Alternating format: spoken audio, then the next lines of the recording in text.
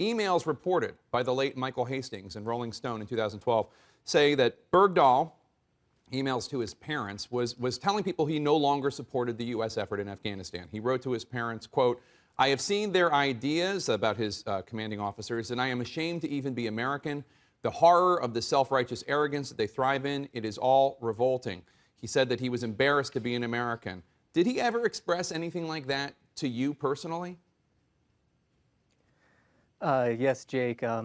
Pretty much as soon as we had gone to Afghanistan and things started to turn a little bit harder for all of us, immediately started separating himself away from us, and everyone in the platoon has started gravitating more towards the Afghan soldiers. Did he ever say that he didn't support the effort in the war anymore to you? I didn't hear it directly out of his mouth, but I did hear very often people talking about it. I think I overheard a conversation once where he was talking to someone on the phone about it. He just always was trying to spread that word to people. He was never really happy about it. Why do you think he left the observation post that morning?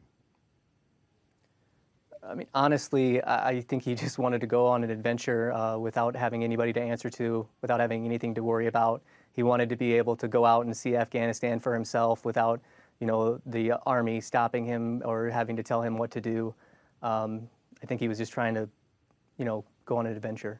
And I know from talking to you earlier and also more than a dozen of your fellow soldiers with the 501st and other units, a lot of people are upset because so many men were lost in the search for him. In fact, you have the names of two of those soldiers lost tattooed on your back. I believe Martinic and Andrews and Foster, three of them I see now, Blackfoot Company. Tell me about these men, and does this make you angry about Bergdahl's release? In a way, it really does. It's very frustrating to me to turn on the TV and to see Bergdahl's family on the TV being shown to everyone.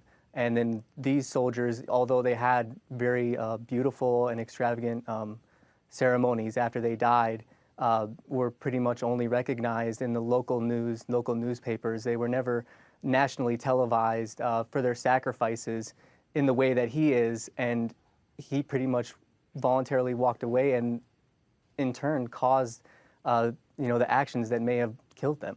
And the truth that you want people to know is that he left, he deserted, in your view, and that good men died trying to find him.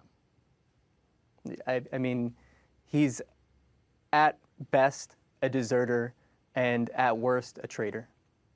Former Sergeant Josh Corder, thank you for talking to us and thank you for your service.